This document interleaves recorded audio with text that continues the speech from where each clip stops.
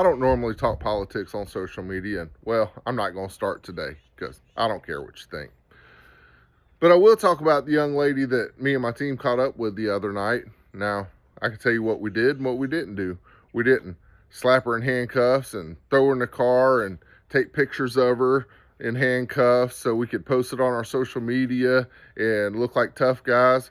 What I did was I found out her story, had a very long conversation with her and her boyfriend, and she wasn't really easy to find, but she wasn't really hard to find either.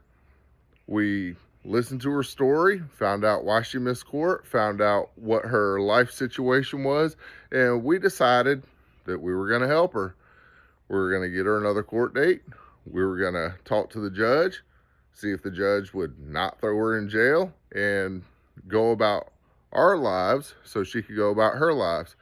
See, instead of making a big to do out of catching this girl, we decided to help this girl because we have the power to do that in our line of work.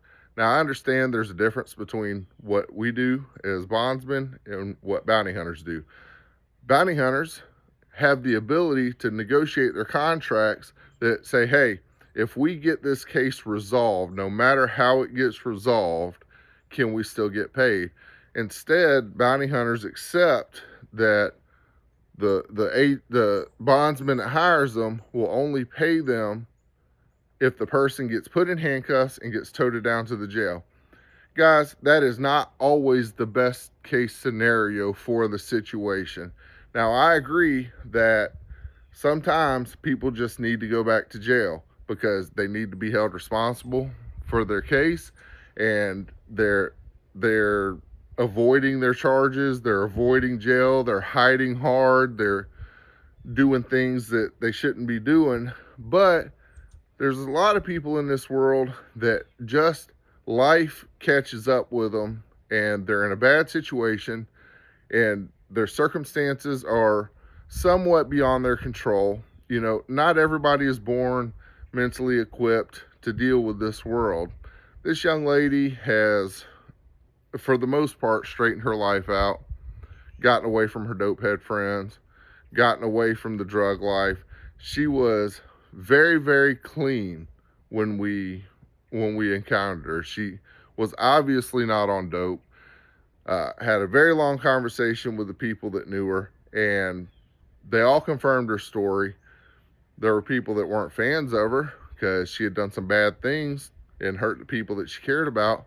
But I would encourage people in our industry not to be so quick to take everybody to jail, because sometimes that little setback in their life, that one moment in their life could completely derail all the progress that they've made up to that point. And now I get it. I understand. A lot of people tell a lot of stories. This girl might have been telling me a story, but I've been reading people. I've been doing this a long time. I could see it in her eyes. I could see it in her boyfriend's eyes. I believe she was telling me the truth, and I'm going to do everything in my power that I can to help her. And sometimes that isn't enough. But sometimes having that one person on your side can make all the difference in the world.